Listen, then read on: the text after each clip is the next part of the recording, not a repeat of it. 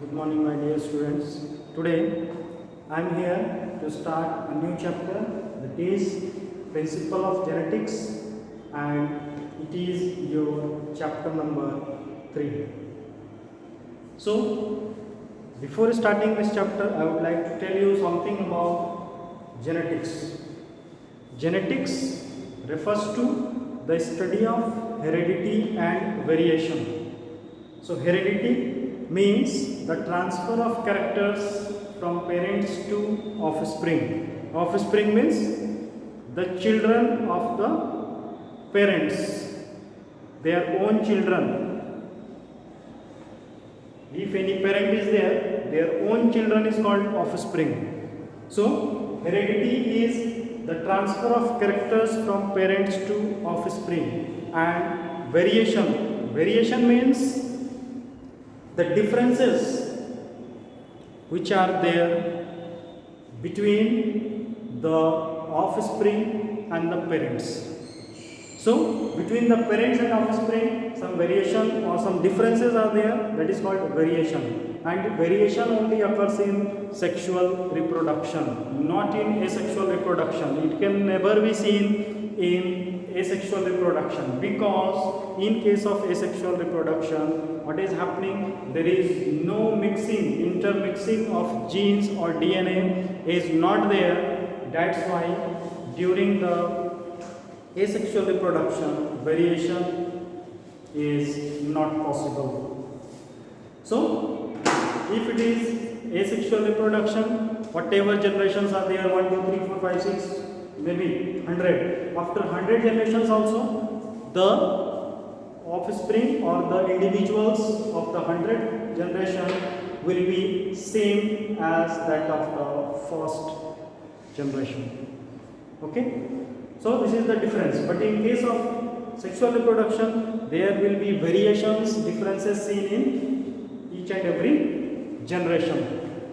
Now, we have to first study about some of the definitions regarding this chapter. And remember, father of genetics is Gregor Johann Mendel. Gregor Johann Mendel. He is known as the father of genetics because for the first time he gave the idea about heredity and how it is being transferred from the parents to offspring. Accordingly, he gave 3 laws based upon his experiments. We will deal with the 3 laws later on. So, first we start with the definitions. See here, first is gene. So, genes are the specific position on the DNA which is responsible for their characteristics. Their characteristic means the individual's characteristics. Suppose I am talking about any characteristic, suppose tallness. Somebody is tall, somebody is short, or dwarf. You see, somebody's hair color is black, somebody's hair color is brown. So this is also a character. Okay, so that is because of the genes present in the body.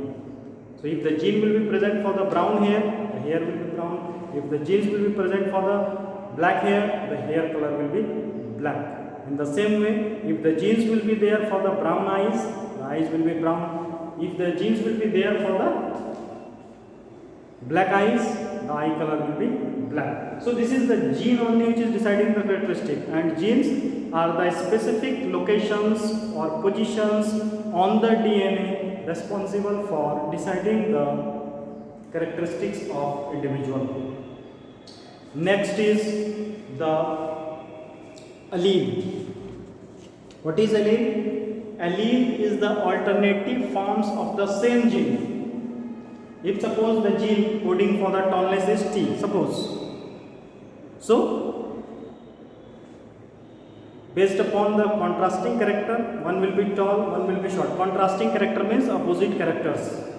So, allele means alternative forms of the same gene which determine the contrasting characters. Contrasting character is opposite character, tall, dwarf, like this, black, hair color, then brown hair color. These all are contrasting characters, means opposite characters which can be seen in the individual.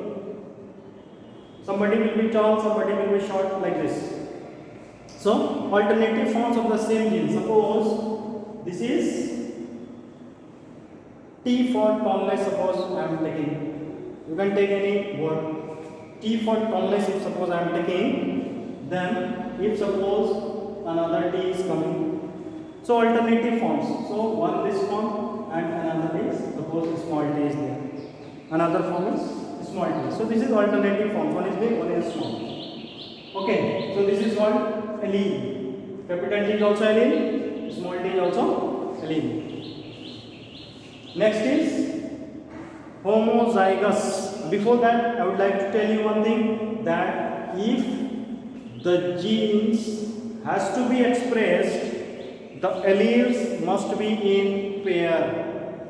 Without any pair, the gene will not be able to express. If suppose a single allele is present, it will not be expressing any characteristics. Suppose if small t is only present, it cannot give any character to that particular individual. Okay, so if it has to be expressed, then it has to combine with anything. It should be in pair, and it is compulsory. Next is homozygous. Homozygous means when the alleles are in the same form. Same form means either it will be dominant or it will be recessive. We will talk about dominant and recessive. Simply you can now see here that homozygous means same form of allele. If suppose it is capital T, then it should be capital T again. Then it is called homozygous. Homo means same. And if it is heterozygous, it should be different. Capital T, small t. Then it should be different. Okay? This is called heterozygous. Now coming on to the dominant. Dominant means that type of characteristic which is expressed in the generation, coming generation. So if any characteristic is expressed in the coming generation, it is known as dominant. And the allele will be called dominant allele. The reason for expressing is allele. So it is dominant allele. Now recessive. The allele which is not expressed, the characteristic which is not expressed in the coming generation, that is called recessive. If it is present also, it will not be expressed. That is called recessive allele. Next is your mutation. Mutation is a sudden inheritable change. Okay, sudden inheritable change which can be seen in an individual due to any factor. Maybe factors may be chemicals. Okay, UV light it can be there, or it may be accidents, major operation. It may happen sometimes. So this is mutation. Environmental factors can also be there.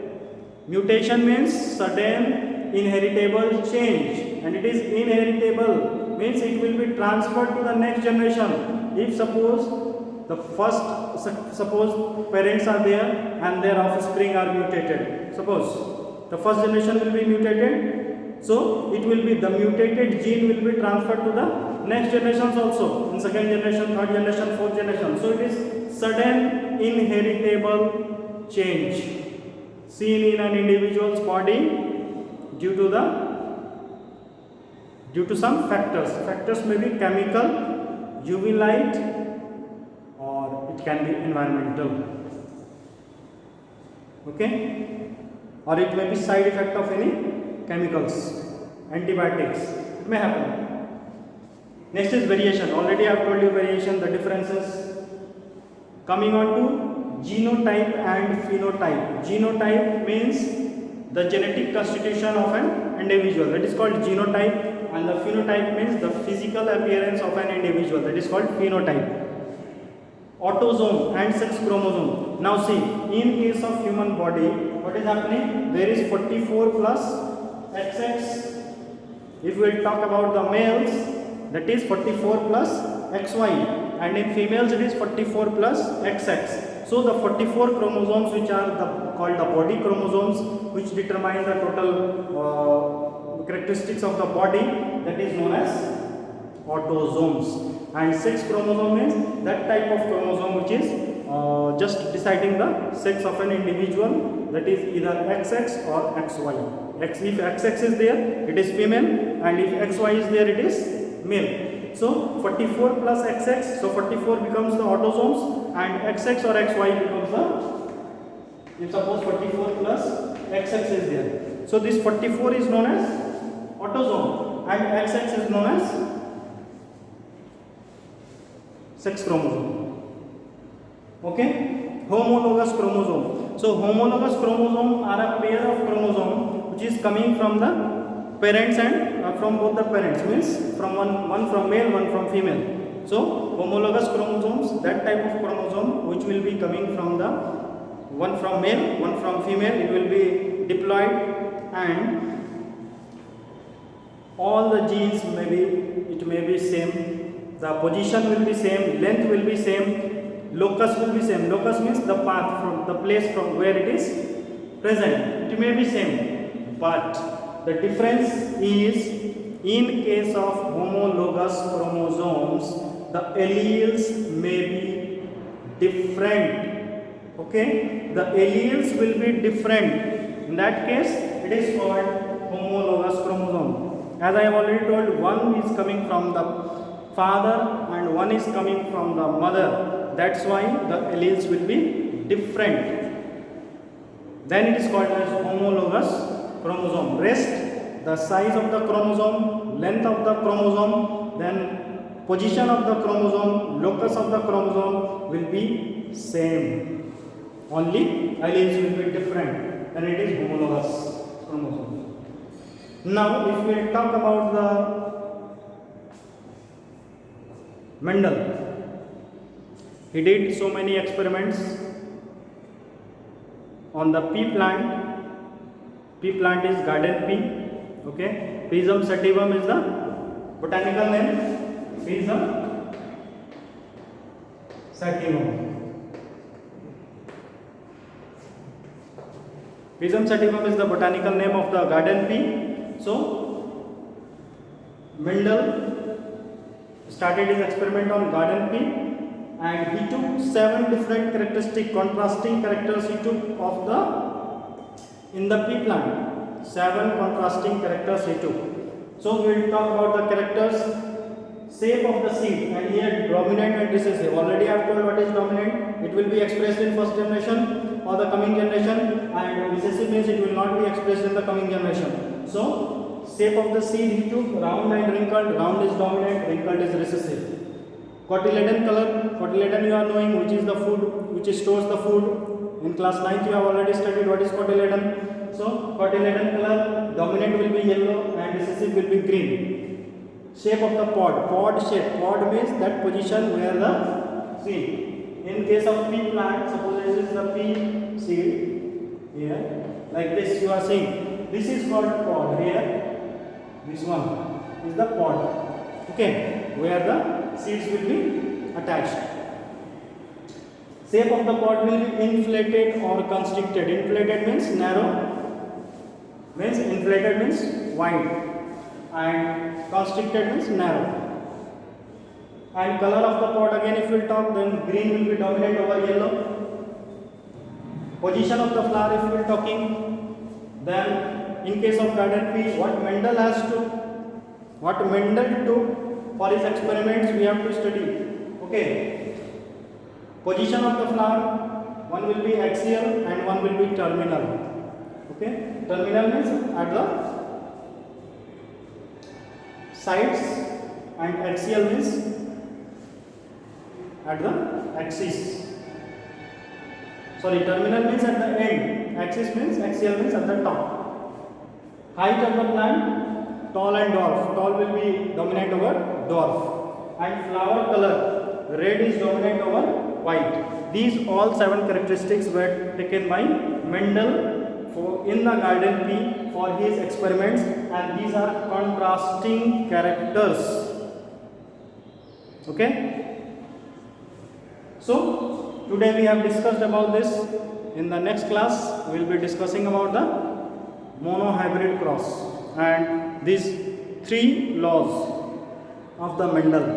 Mendel's 3 laws we have to discuss. It is there in your syllabus, so that we will be discussing in the next class. Read your books properly, and if you will have any doubt, we will discuss in the class. Okay.